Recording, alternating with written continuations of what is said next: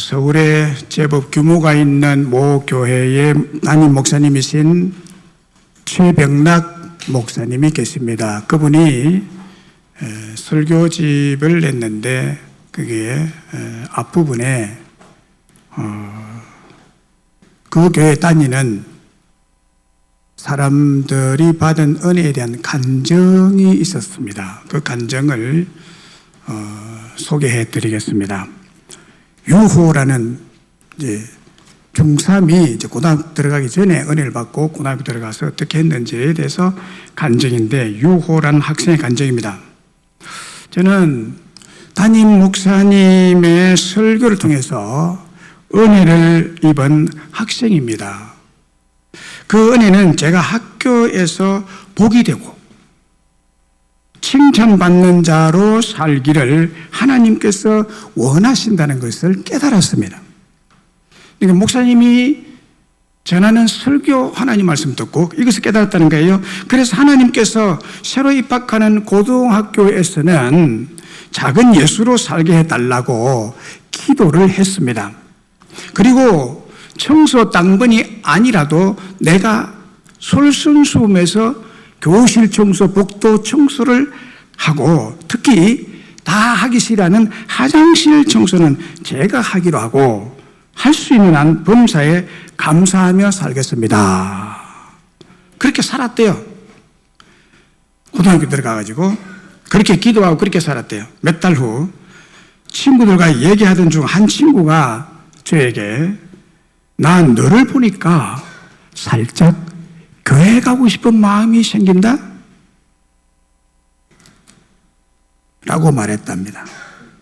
그 말을 듣고 저는 마음에 큰 감동을 받았습니다. 제가 학교에 가서 친구들에게 복이 되는 은혜를 허락하시고 작지만 친구를 향한 전도의 문을 열어주신 하나님께 감사합니다 라고 간증문을 썼어요. 그리고 임현정 집사님이란 분의 간증도 있습니다. 그분의 간증이 이렇습니다. 말씀이 다시 나를 그 자리로 이끄신다. 믿음의 선조들에게 임하신 하나님의 은혜가 그들에게 뿐만 아니라 바로 지금 나의 삶 가운데도 동일하게 역사하고 계신다는 분명한 하나님의 음성이 들려와 나를 말할 수 없는 구원의 감격과 기쁨, 승리의 확신과 결단으로 서게 하신다. 주님의 생명과 바꾼 은혜 받은 내 삶을 통해 나는 죽고 예수로 사는 주님의 향기 가득한 나는 은혜의 통로로, 축복의 통로로 쓰임받길 소망하며 오늘도 간절히 주님께 기도한다 라고 간증문을 썼습니다. 그리고 김선율 청년의 간증입니다. 하루하루 수많은 사람과 엮인다. 때로는 직급의 상하로, 때로는 갑과 을로 나뉘고 들려오는 비난과 비방으로 하루를 보낼 때면 사용하지도 못할 사직서를 만지작거리며 사람은 사람과 사람 사이에서 비로소 사람이 되니 점차 그 사이에서 괴물이 되어가는 내 모습을 보게 된다. 그러던 중 설교 시간에 들려온 저 말씀이 나를 향해 외쳤다. 무서움에 웅크린 내 주위를 둘러싼 괴물들에게 가려 보이지 않았던 사람들이 나를 부르는 소리가 들렸다. 그곳에는 나를 위해 기도해 주는 셀 성기비와 셀원이 있었고 나와 항상 함께해 주는 지금의 아내가 있었고 만나기만 하면 웃고 떠드는 친구가 있었고 같이 찬양하고 사역하는 동력자가 있었다. 그제야 나를 외면하지 않으시는 하나님이 보이기 시작했다. 하나님은 나를 홀로 두지 않으셨다. 이곳엔 나를 위해 예비하신 하나님의 은혜들이 가득하다라고 간증했습니다. 이 세 사람의 간증을 보면 공통된 점이 있습니다. 그 공통된 핵심 내용을 뽑아보면은 하나님의 말씀, 설교 시간에 하나님의 말씀이 그들의 고통의 현장에서 그들을 다시 끌어내신 큰 은혜가 되었다는 체험의 간증이죠. 말씀이 그를 끌어냈다는 거예요. 오늘 본문에 보면 그 말씀을 말씀하고 있습니다. 정상적인 사람이 객관적인 관점으로 생각해 보면 상식적으로 이해가 되지 않는 악한 행동을 하는 사람들을 오늘 본문에서 대하게 되고 또 생명의 말씀을 받아들인 사람들을 대하게 됩니다. 먼저 이 정상적이고 객관적인 관점에서 생각하면 상식적으로 이해가 되지 않는 악한 사람들이 여기에 나와요.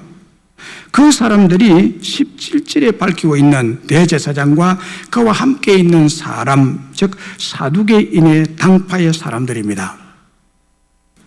자, 이들을 여러분 잠시 소개해 드릴 테니까 이 사람들이 왜 어떤 사람들인지 여러분 한번 생각해 보십시오.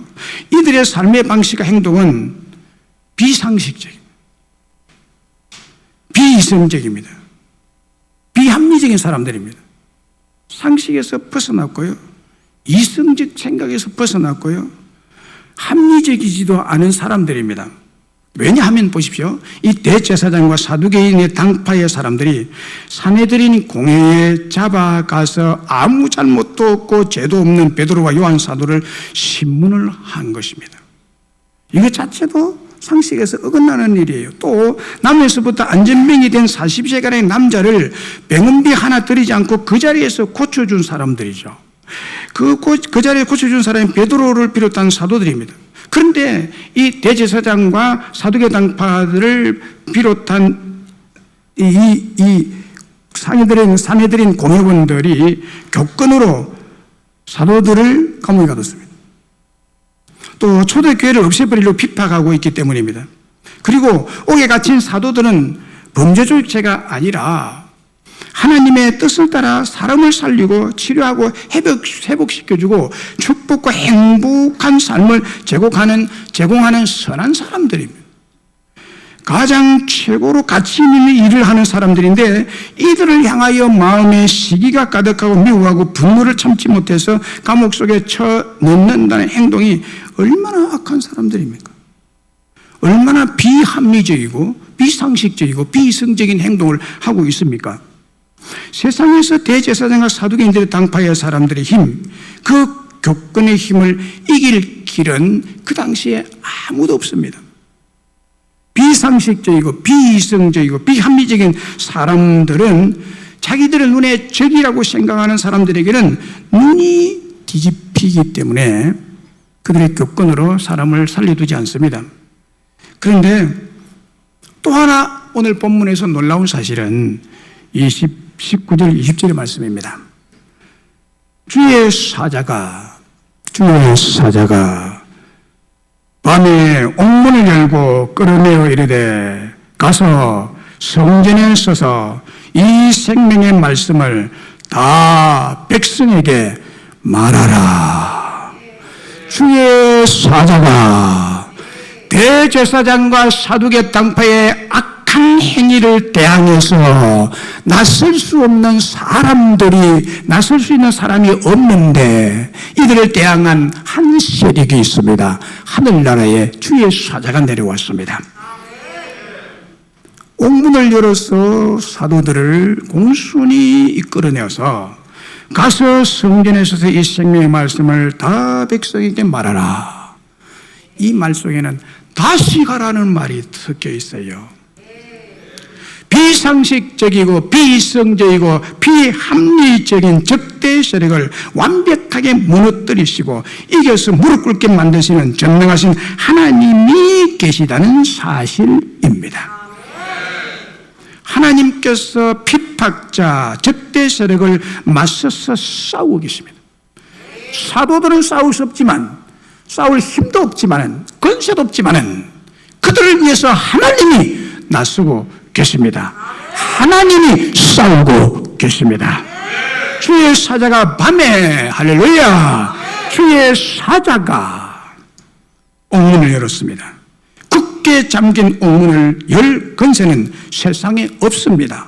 하늘에만 있습니다. 주의 사자가 옥문을 열었습니다. 그리고 끌어내어 성전에 세우셨습니다. 저는 이 20절을 보고 인간의 절망의 순간, 모든 희망이 단절되고 막혀버린 그 순간은 하나님께서 주의 사자가 다시 시작하게 하시는 기적의 현장이라고 믿었습니다. 이게 기적의 현장이죠. 이 기적의 현장이 어디에서 일어났습니까? 절망의 현장, 옥에서 일어났습니다. 사도들이 옥에 갇혔습니다. 감옥은 사방이 다 막힌 곳입니다. 동서남북이 다 막혔습니다. 고통의 현장, 절망의 현장, 불가능의 현장입니다. 그 감옥을 여시는 분이 계십니다. 다시 시작해 하시는 분이 계십니다. 주의 사자, 성령 하나님이십니다. 그분이 하신 말씀을 들어보세요.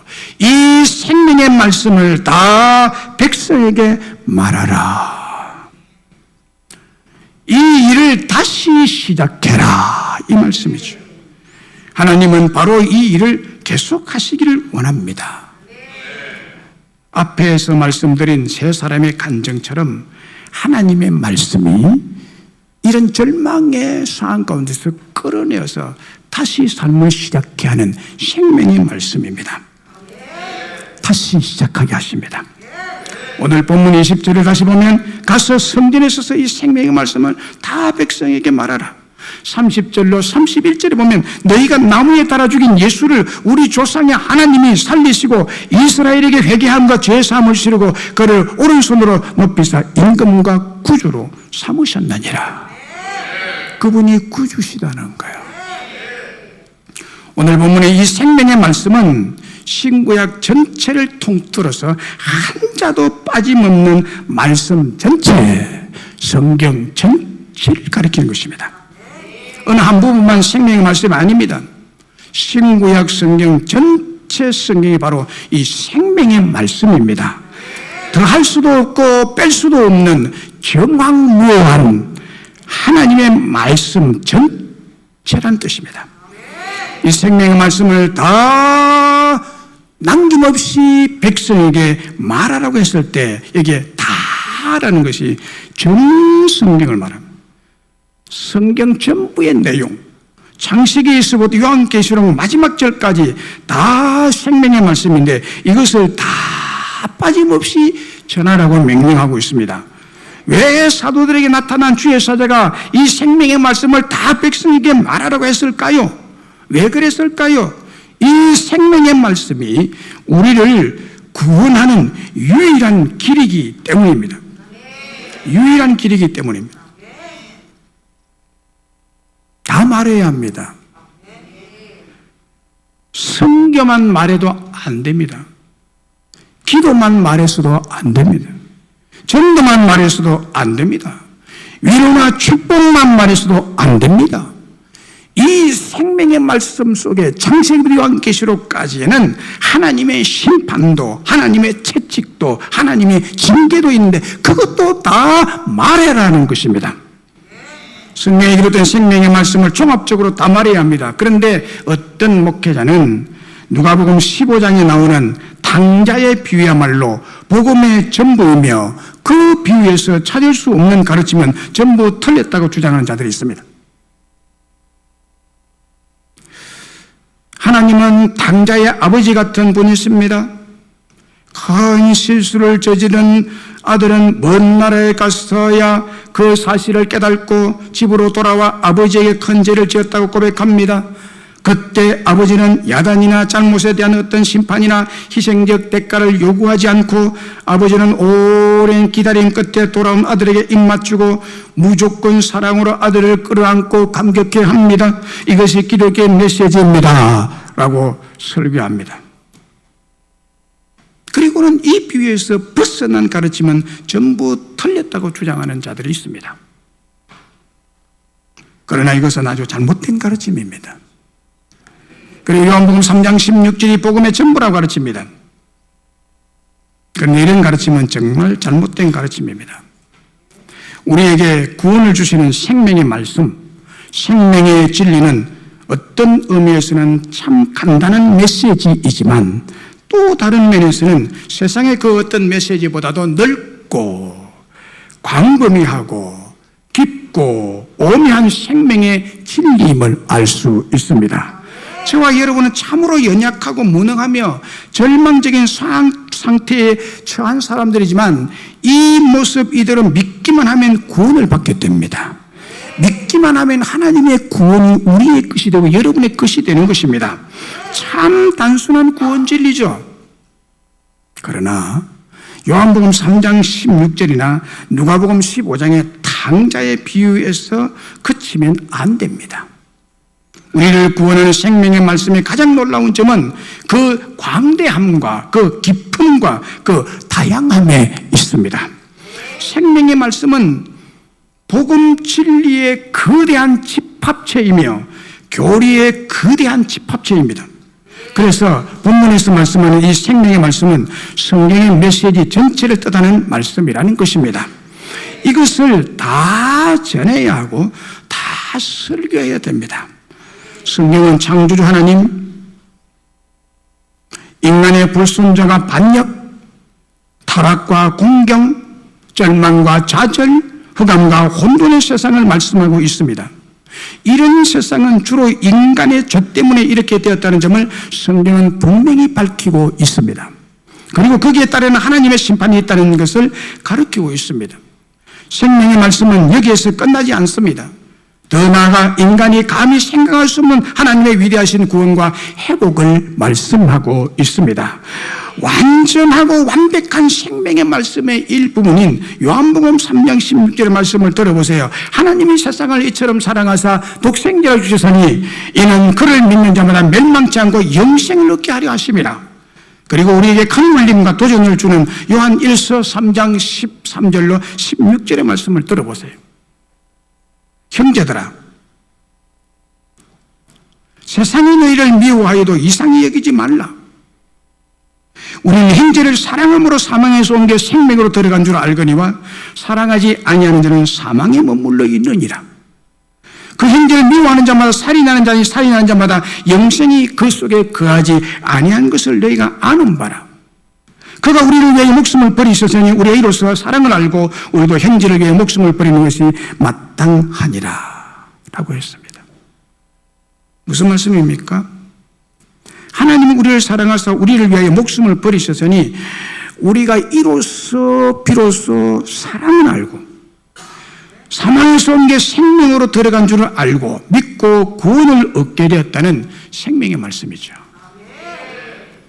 주 예수님께서 저와 여러분을 위하여 대속물로 목숨을 버려 구원하셨으니 이 구속의 사랑이 얼마나 무한하고 영원하고 넓고 깊은지 형제를 미워하지 아니하는 생명 사랑을 가지게 되었다는 것입니다.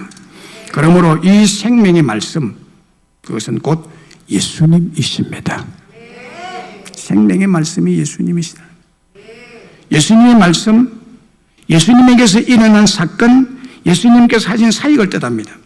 이것이 우리를 구원하십니다. 이것이 여러분을 변화시키는 유일한 능력이라는 것입니다. 오늘 본문 30절, 31절을 보세요. 너희가 나무에 달아 죽인 예수를 우리 조상의 하나님이 살리시고 이스라엘에게 회개함과 죄사함을 주시려고 그를 오른손으로 높이사 임금과 구주로 삼으셨느니라. 이 말씀 중에 가장 중요하고 핵심적인 말씀은 세 가지로 요약할 수 있죠. 첫째는 예수님이 나무 십자가에 달아 죽으시고 3일 만에 죽음에서 부활하시고 지금도 살아계신 예수님에 대한 말씀이 곧 생명의 말씀이다 하는 거죠. 두 번째는 회개함과 죄 사함을 주시는 분이 예수님이시다는 말씀입니다. 세 번째는 이 예수님이 임금과 구주가 되신다는 말씀입니다. 예수님이 최고의 왕, 만왕의 왕, 우리의 왕이 되시고 구주가 되신다는 말씀입니다. 우리의 구세주, 우리의 구원주가 왕이라는 거예요. 왕이라는 거예요. 최고의 권세, 우주의 온 권세를 가지고 마음대로 요리할 수 있고 권한을 베풀 수 있고 능력을 베풀 수 있는 분, 왕, 그분이 나의 구원자다. 그분이 말씀하신 것이 생명의 말씀이다 라는 것입니다. 그러므로 이 생명의 말씀의 핵심은 예수님이라는 거죠. 우리 예수님께서 우리를 구원하시는 생명의 말씀이 되시는 줄로 믿습니다. 예수님은 십자가와 부활, 회개와 죄사함, 임금과 구주가 되십니다. 우리의 모든 죄에서, 죽음에서, 가난과 실패에서 구원해 주시는 분이세요. 모든 불의와 불법에 매여 어찌할 바를 모르는 절망하는 우리를 임금의 권세로, 왕권으로 구원해 주시는 분이십니다. 이 생명의 말씀을 우리에게 주시고 여러분에게 주시고 우리가 이 생명의 말씀으로 구원을 받고 완전히 뒤집혀지는 변화를 받고 믿는 자가 되고 천국 백성이 되었으니 얼마나 큰 기적이 일어났으며 얼마나 감사하고 큰 축복을 받은 자들이 되었습니까? 이것이 믿어지십니까? 할렐루야! 그런데 17절과 18절을 보세요. 망할 사람을 살리고 죽을 사람을 살리고 저주와 심판받을 사람을 구원하는 하나님의 말씀, 생명의 말씀을 전하는 교회와 그 사명을 감당하는 사도들을 잡아 죽이려는 사람들을 보세요. 그 사람들이 당시 유대교 종교 지도자들인 대제사장과 사두개 당파의 사람들이었습니다. 구약 성경을 가진 이들은 성경을 믿지 않고 생명의 말씀을 믿지 않고 단지 교권을 믿고 교권의 힘과 권세를 하나님보다 더 신뢰하고 믿는 율법주의자, 타락한 교권주의자, 세속주의자, 인본주의자들로서 온갖 악한 사상이 혼합된 다중인격자들, 불합리한 미치광이들이었습니다. 이런 종교인들을 꼭 빼닮은 자들이 오늘 한국 교회도 많습니다. 종교인들.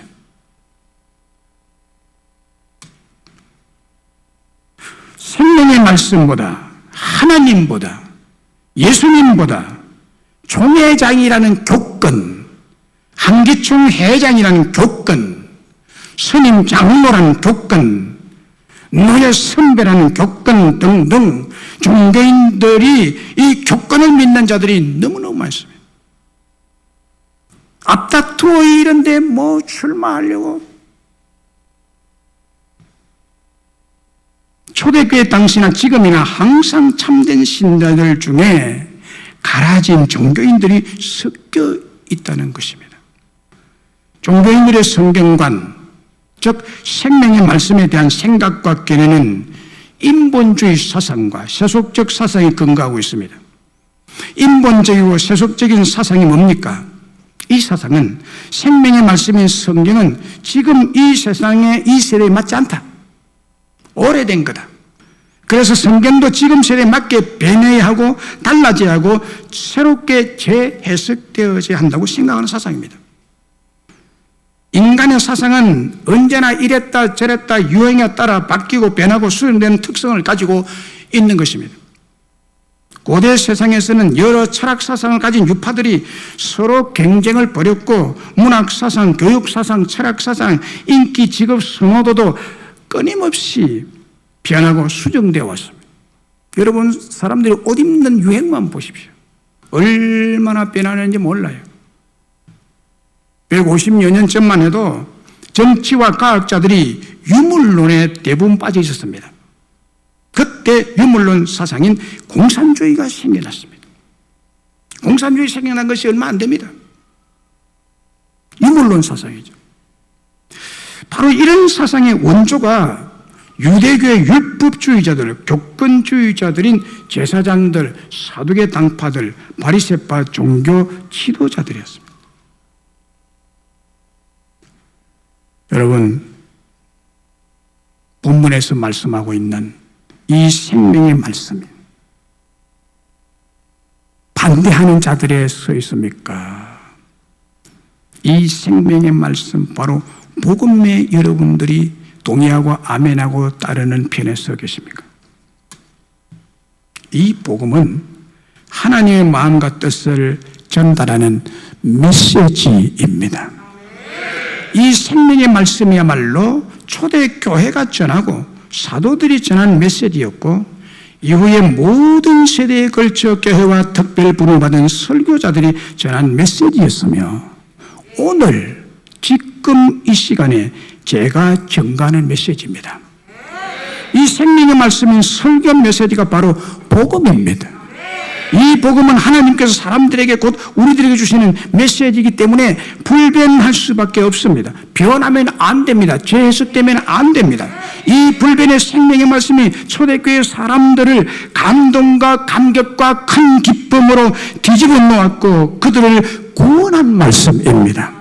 그 후로 교회를 통해서 설교자를 통해서 전거된 동일한 메시지를 통해서 모든 시대에 살았던 사람들을 구원해 온 말씀, 생명의 메시지였습니다. 오늘 여러분들도 그 옛날 예수님의 시대, 사도 시대, 초대 예루살렘 교회 시대 1세기 사람들과 꽃 같은 메시지를 들으셔야 구원을 받을 수 있습니다.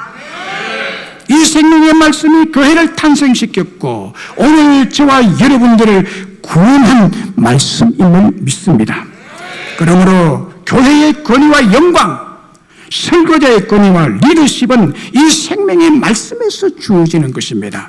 그리고 여러분이 하나님의 자녀된 권세와 영광도 바로 이 메시지, 생명의 말씀인 복음에 있는 줄로 믿습니다. 이 생명의 말씀이야말로 저와 여러분을 구원할 수 있는 불변의 진리, 유일한 메시지, 유일한 절대 진리의 메시지입니다. 사도행전 4장 12절에 이렇게 말씀합니다. 다른 이로서는 구원을 받을 수 없나니 천하 사람 중에 구원받을 만한 다른 이름을 우리에게 주신 일이 없느니라. 예수밖에 없다. 그분이 말씀하신 생명의 말씀밖에 없느니라.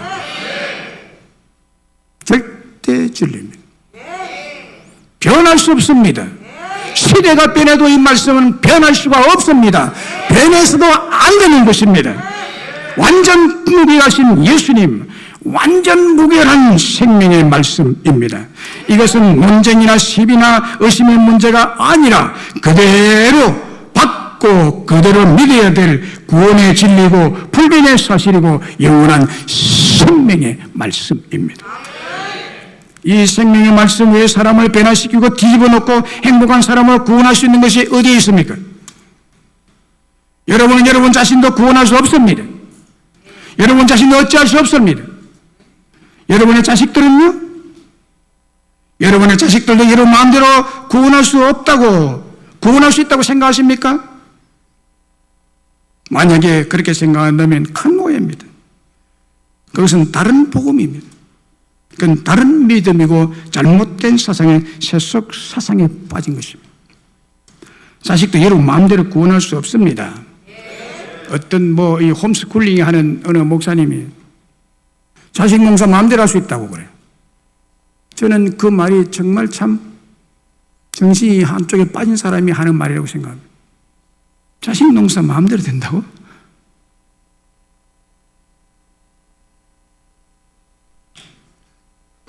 어떤 탁월한 사상으로도 어떤 탁월한 교육 방식으로도 사람 한 사람 구원할 수 없습니다. 자식 마찬가지입니다. 여러분의 자식들 마찬가지입니다. 홈스쿨 교육으로, 세마 교육으로, 정결의식으로, 독일의 몬테소리 교육으로, 우리가 이게 잘 안 되는 것, 이것도 안 된다고 해서 몬테소리 안에 이렇게 말합니다. 아닙니다. 역사를 살펴보면 1세기 사람들은 주로 음주와 성적 타락과 마약에 중독되어서 지옥의 희생자들이 됐습니다. 오늘 21세기 사람들은 마찬가지입니다. 그때 사람들처럼 지금도 더 심각한 중독에서 헤어나지 못하고 있습니다. 여러분 보세요. 술집들, 성박물관과 성인용품점, PC방, 개인방, 인터넷 방들이 절비한 것을 보세요. 특히 우리 아이들, 자녀들조차도 이 세속적 중독에서 헤어나오지 못하고 있는 실정입니다. 자식들의 근본적인 문제를 따져가면 바로 여기에 있습니다. 거기에서 벗어나는 불가능한 일을 가능케 하는 능력, 그 힘은 하나뿐입니다. 주의 사자가 전한 바로 생명의 말씀뿐입니다. 복음이라는 불변하고 완전한 생명의 메시지가 절망 상태에 있는 사람, 불가능한 상태에 있는 사람 다시 시작하게 하시는 줄로 믿습니다. 이것이 사람을 구원하는 생명의 말씀입니다. 생명의 말씀이 육신이 되신 예수 그리스도이십니다. 히브리서 4장 12절에 하나님의 말씀은 살아있고 운동력이 있어 날선 장에 나서 어떤 것보다 열의 혼과 영감 및 간절할 골수를 찔러 쪼개기까지 하며 사람의 생각과 혼을 판단하시느니라.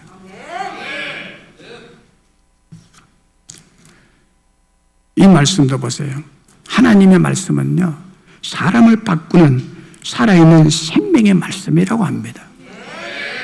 좌우의 날선 시퍼렇게 날이 쓴 생명의 말씀으로서 정적 타락한 인간, 죄악의 중독에 빠진 혼과 영감 및 간질과 골수를 찔러 쪼개기까지 하고 심판받을 타락한 마음의 생각과 뜻을 완전히 수술하고 뒤집어서 새 사람으로 구원하시는 줄로 믿습니다. 다시 태어나게 하셔서 인생을 다시 시작게 하십니다.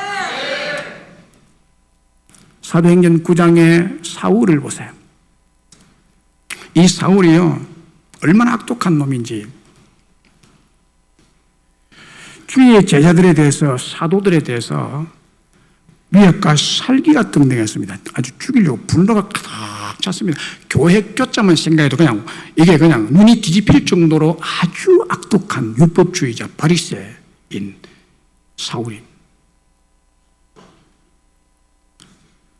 그가 여전히 주의 제자들과 교회와 사도들에 대하여 위협과 살기가 등등해서 만일 그 복음의 돌 생명의 말씀을 따르는 사람을 만나기만 하면 남녀노소를 막론하고 결박해서 옥에 가두려고 다메섹으로 가고 있었습니다.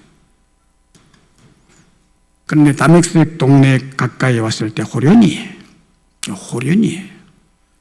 여러분, 호련이가 있습니다. 우리에게는 하나님이 역사하시는 호련이가 있습니다. 호련이 하늘로부터 빛이 그를 둘러 비추었습니다. 생각지 못했습니다. 하나님이 안 계신 줄 알았습니다, 이 사울이. 그런데 호련이 하늘로부터 빛이 사울을 확 휘어잡아버렸습니다. 꼼짝 못하죠. 그 하늘의 강력한 능력의 빛에 견딜 수 없어서 땅에 꼭 꼬라지고 엎드러집니다. 엄청난 충격 속에 쓰러져 있을 때 하늘에서 소리가 들렸습니다. 사울아, 사울아, 어찌하여 네가 나를 핍박하느냐? 주님은 누구십니까?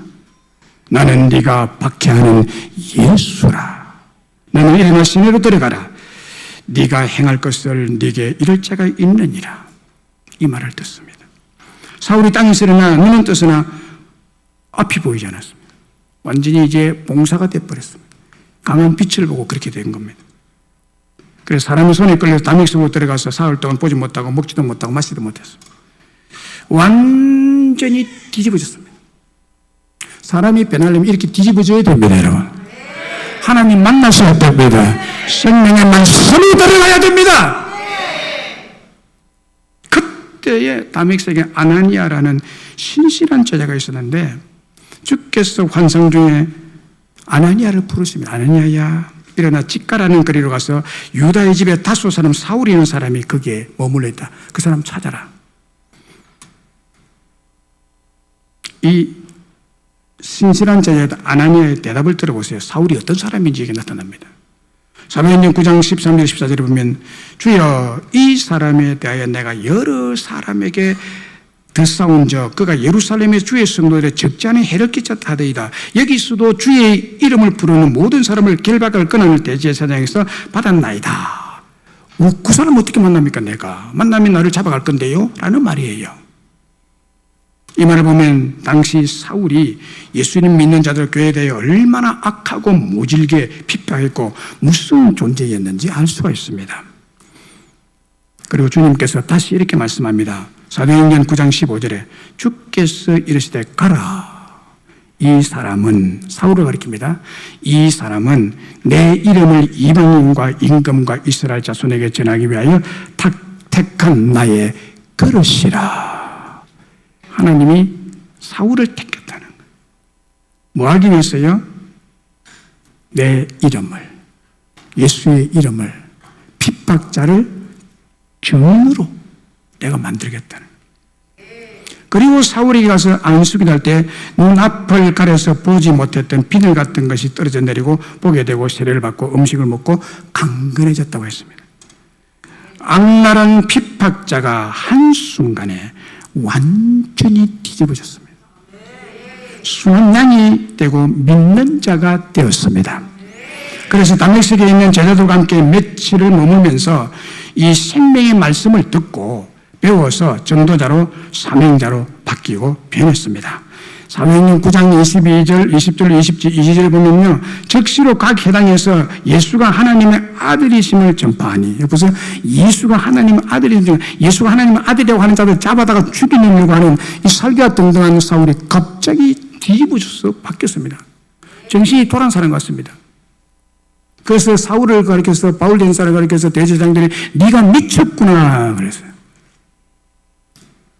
예수가 하나님의 아들이심을 전파하니 듣는 사람이 다 놀라 말하되 이 사람이 예루살렘에 이 이름을 부르는 사람 메라를 한 자가 아니냐, 여기 온 것도 그들을 결박하여 대제사장이 끌어가고자 함이 아니냐 하더라. 사울은 힘을 더 얻어 예수를 그리스도라 증언하여 다메섹에 있는 유대인들을 당혹해 하니라.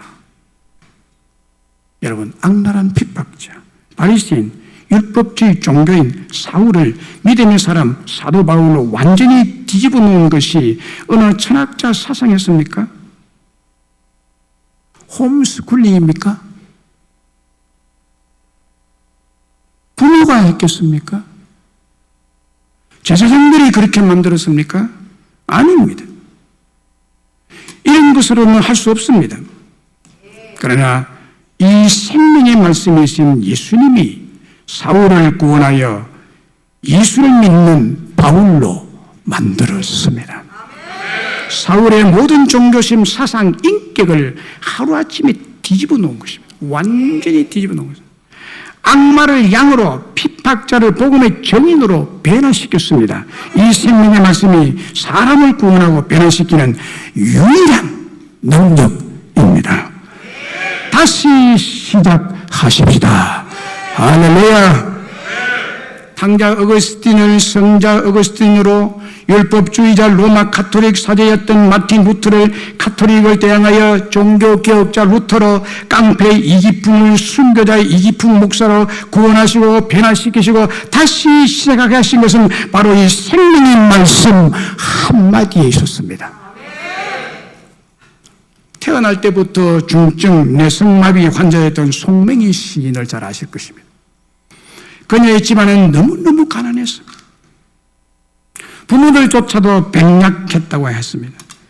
젖을 먹이야 할 어머니조차도 몸이 약해서 젖을 먹일 수가 없어서 쌀가루를 끓인 물만 억지로 먹였다고 합니다. 그 신생아에게.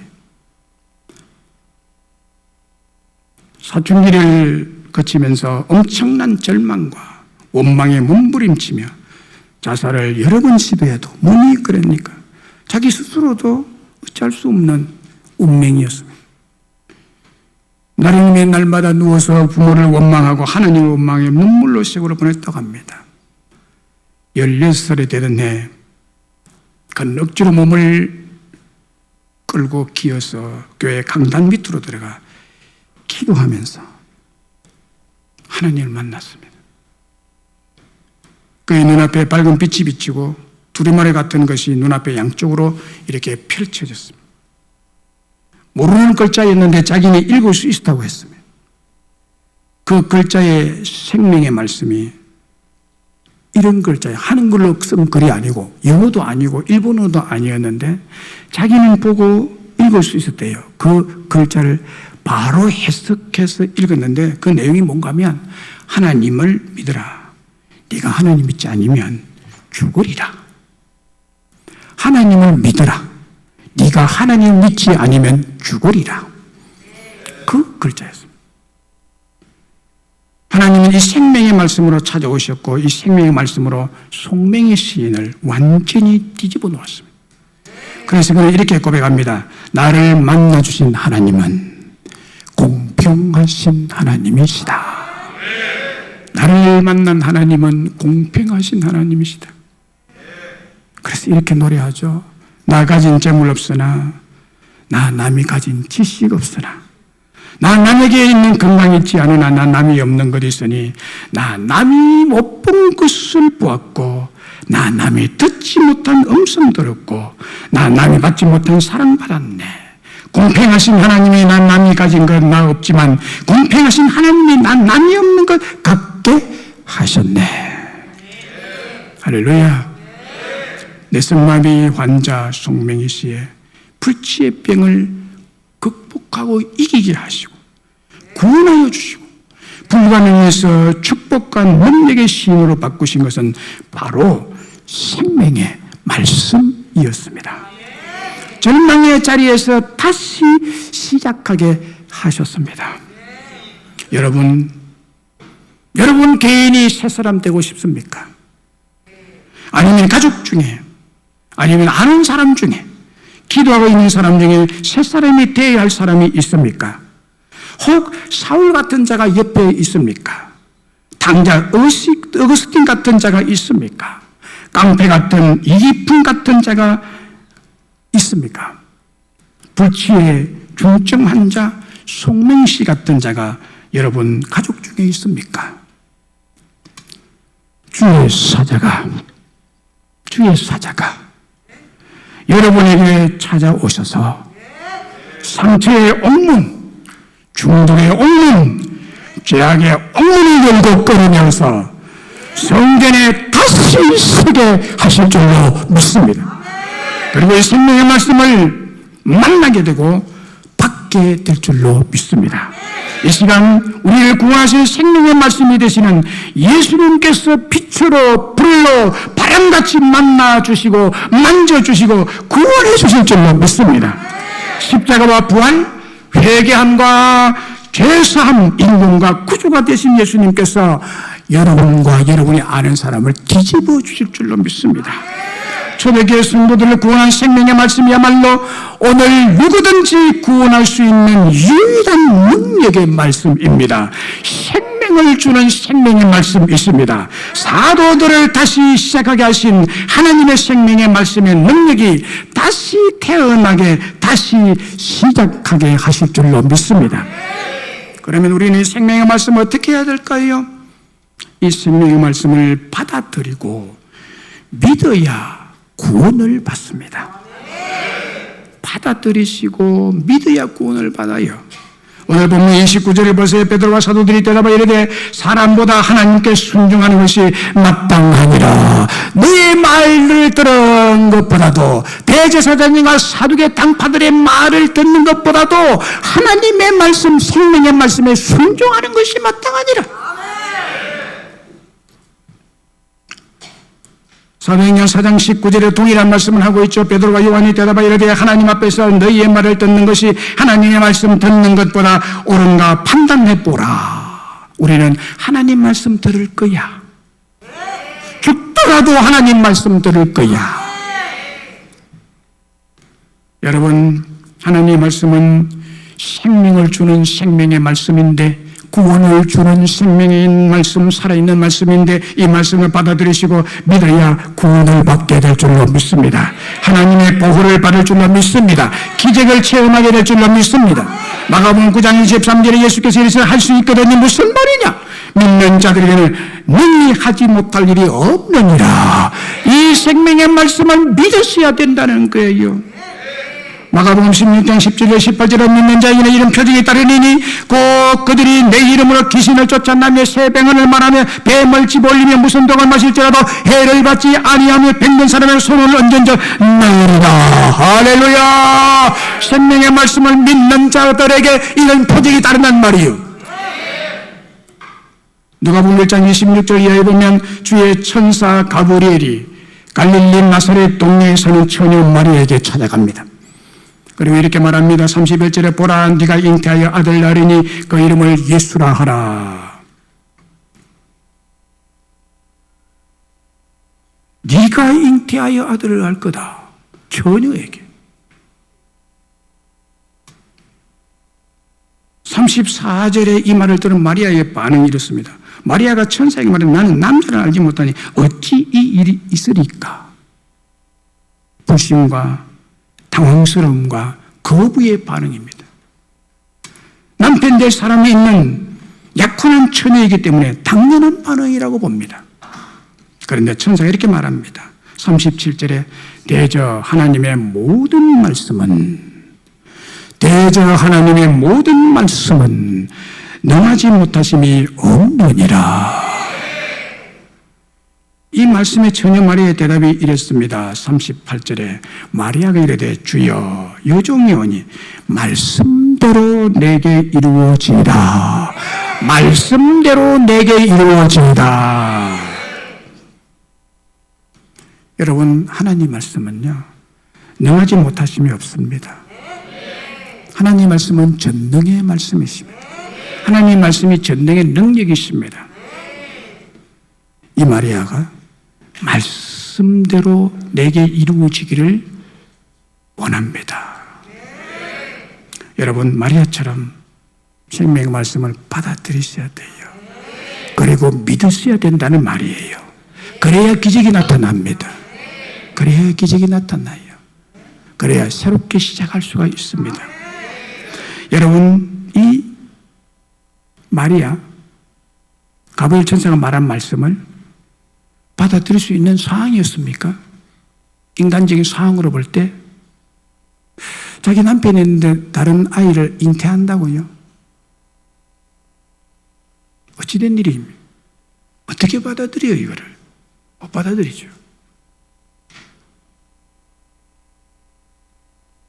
황금 기자 같으면 허리쯤에 차고 있던 금을 가지고 차라리 내가 죽고 말자.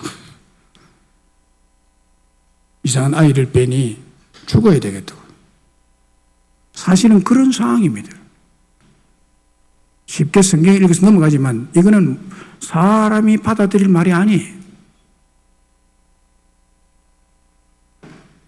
그러나 마리아는 이 말씀을 받아들였습니다. 그것이 받아들이고 난 다음에 그를 살리는 생명의 말씀이었습니다. 그리고 그 말씀이 예수님이십니다. 그분이 우리를 구원하시는 구세주가 되셨습니다. 자기 집 아파트 비밀번호는 아무에게도 알려주지 않죠. 혹시 알까 싶어서 손으로 가리고는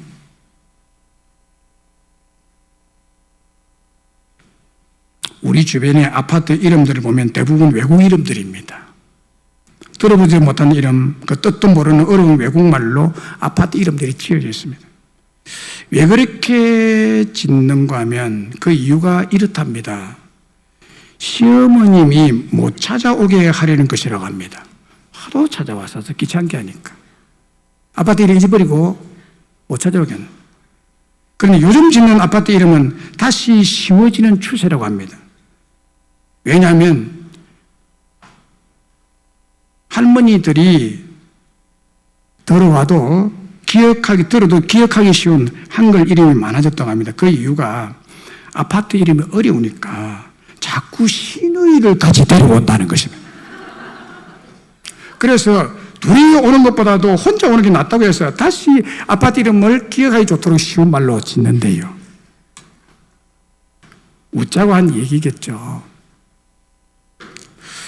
누군가에게 자기 집 비밀번호나 통장의 비밀번호를 알려준다는 것은 내가 가진 모든 것을 당신에게 준다는 뜻입니다.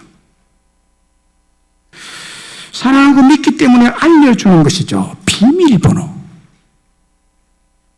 여러분, 여기에 비밀번호가 있습니다. 굳게 닫힌 옥문을 여는 비밀번호가 뭘까요? 질병의 옥문을 여는 비밀번호가 뭘까요? 질투의 옥문을 여는 비밀번호가 뭘까요? 분노의 옥문을 여는 비밀번호가 뭘까요? 상처와 중독의 옥문을 여는 비밀번호, 그것이 생명의 말씀입니다. 이걸 믿어야 돼요. 이걸 믿고 알아야 됩니다. 생명의 말씀을 믿으시기를 바랍니다. 이것이 옥문을 여는 비밀번호입니다. 말씀했습니다. 오늘 우리는 코로나19가 끝난 형편에 있습니다. 지난 2년이 넘도록 짓눌려 있었고 자유가 없었고 거의 절망 가운데 있었는데 이제 우리에게 이 자유스러운 생명의 말씀이 임했습니다. 다시 시작하라고. 우리는 다시 시작할 수 있습니다. 왜냐하면 우리를 구원하고 살려내시고 고치시고 회복시켜 주시는 옥문 비밀번호를 가졌기 때문입니다. 옥문을 여는 비밀번호는 생명의 말씀이 저와 여러분의 손에 주어졌습니다. 사랑하는 여러분, 여러분의 불가능한 형편, 절망스러운 상황을 쳐다보지 마시고 강단에서 선포되는 이 생명의 말씀을 믿고 받아들이세요. 거부하지 마세요. 의심하지 마세요. 믿으세요. 요한복음 11장 40절로 결론을 맺고자 합니다. 예수께서 이르시되 내 말이 네가 믿으면 하나님의 영광을 보리라. 네가 믿으면 하나님의 영광을 보리라. 다시 시작하게 하시는 능력은 이 생명의 말씀이고 이 말씀을 믿으면 저와 여러분과 여러분의 가정에 삶의 모든 영역에 굳게 닫혔던 옥문이 열리는 기적과 축복을 받게 될 줄로 믿습니다. 여러분 모두가 하나님의 영광을 보게 될 줄로 믿습니다. 우리 결단송 부르고